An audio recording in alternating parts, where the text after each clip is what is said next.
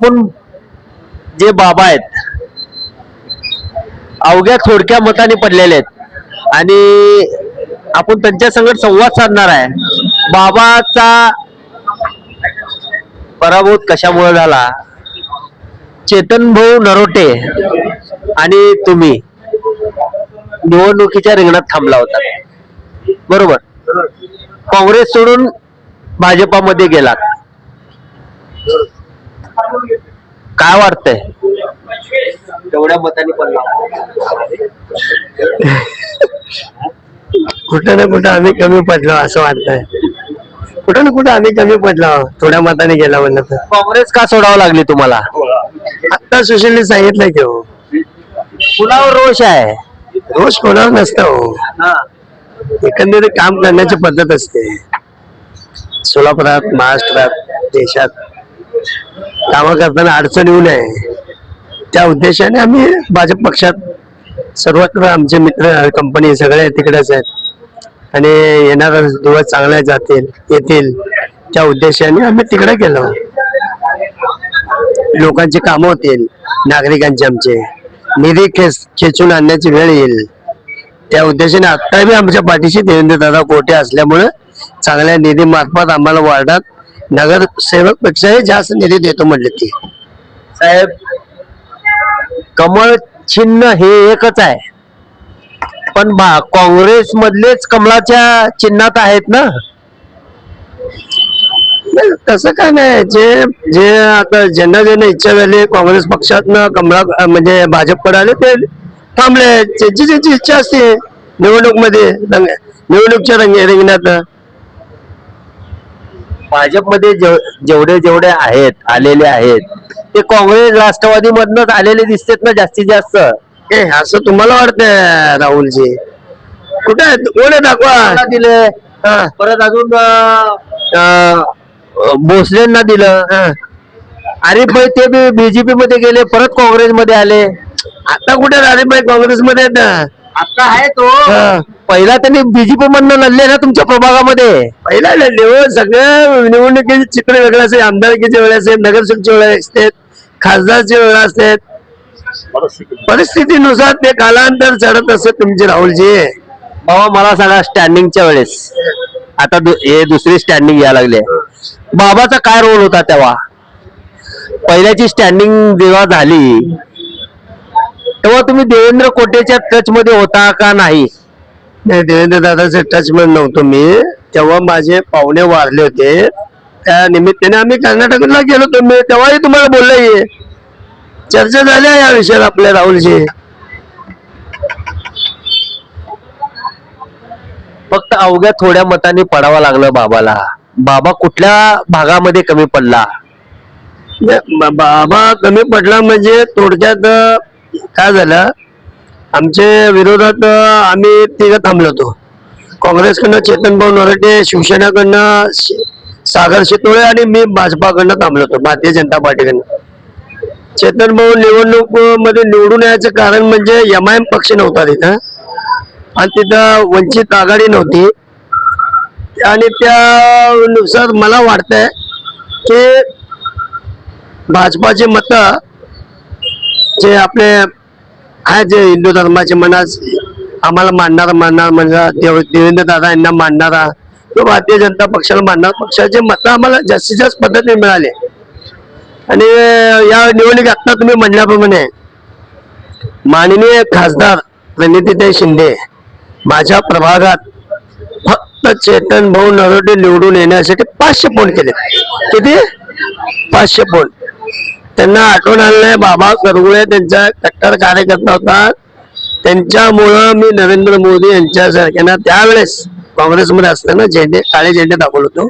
माझ्या अंगावर केसेस झाले, मला कित्येक पोलिसांनी मारहाण केली होती, पण त्यांना ते आठवणच आलं नाही. मी काय करू सांगा? मला पाडण्यासाठी स्वतः खासदार प्रणितीताई शिंदेनी जबाबदारी घेतली होती. मला सांगा बाबा, प्रणितीताई शिंदे आणि सुशील कुमार शिंदे यांना सोडाची का बरं वेळ आली तुम्हाला? सोडाची वेळ आत्ताच आम्ही सुशीलाने आम्ही म्हणल्याप्रमाणे काही कामं होत नव्हते आमचे.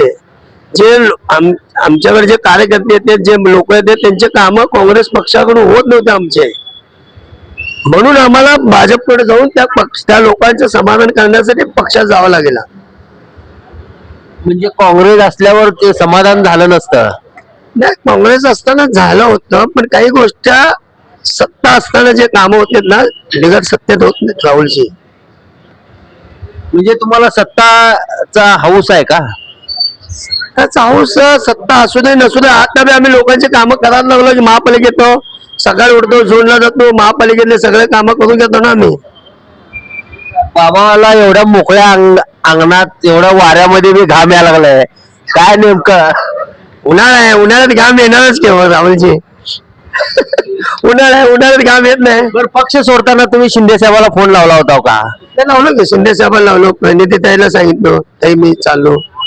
ताई म्हणले तुमची इच्छा म्हणली.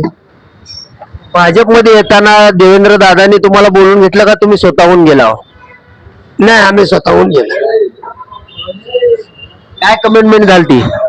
काय नगरसेवकच्या इलेक्शनला आम्हाला नगरसेवकच्या तिकीट देतो म्हणले, त्या तिकिटाचं याच्यावर अजून काय दुसरं काय असते, निवडून आणतो म्हणले. हे निवडणूक जे पराजय होत असतो याला लय मोठं नसतंय. हार के जितने वाले को बाजीगर कहते बॉस. हे जे बाजीगर आहेत हे बाजीगर अवघ्या चेतन भाऊ बरोबर 250 मतांनी यांचा पराभव झालाय आणि पोचले होते. प्रणितीताई शिंदेनी यांच्या प्रभागामध्ये 500 फोन केले असं हे म्हणतात, बरोबर? 100%. कुणाला केले सांगा ना एकानं. नाव कसं सांगता येत हो? माझ्या भागात सुशिक्षित वर्ग तेवढाच आहे, झोपडपट्टी तेवढंच आहे,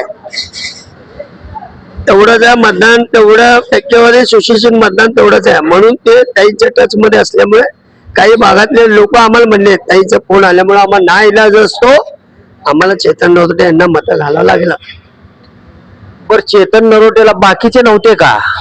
काँग्रेसला फक्त ताई निवडले की चेतन नरोटेलाच मतदान घाला, बाकीच्याला घालू नका असं म्हणलेत का? 100% असंच म्हणले. तर विचारा तुम्ही 2-3 जणांना, मी नावं सांगतो नंतर ना. म्हणजे त्यांना फक्त चेतन भाऊलाच निवडून आणायचं होतं. 100% चेतन भाऊला निवडून आणायचं होतं. यापूर्वी आरिफ शेख यांनी खुलासा केला याबद्दल.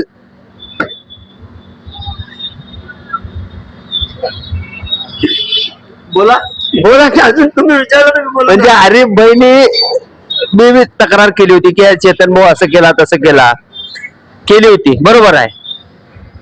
तसं तुम्ही कुठे तक्रार केला नाहीत ना? तक्रार करायचं नसते हो. वेळ आल्यावर आपलं काम दाखवायचं असतं. कामाप्रमाणे काम करून एक ज्यांनी आम्हाला दुखवलं त्यांचा हिसाब त्या निवडणुकीला दाखवायचं असतंय. अजून काय? बाबांनी किती कोटीची कामं केली आता? मी माझ्या प्रभागात नाही म्हणलं तर 5 ते 6 कोटीचे काम, स्मार्ट सिटीतनं 15 ते 20 कोटीचे काम, वैयक्तिक निधी महापालिकेच्या निधीतून 1 ते 2 कोटीचे निधीचे काम केले. स्मार्ट सिटीनं जास्तीत जास्त निधी प्रभाग 15 मध्ये होता.